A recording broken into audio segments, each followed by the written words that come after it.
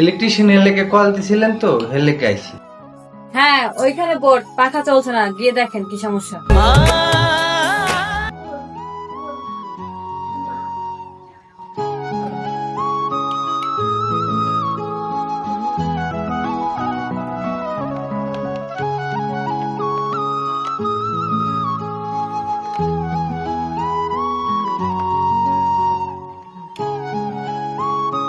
Madam কাম শেষ, এই পারিশ্রমিকটা দিয়ে দেন।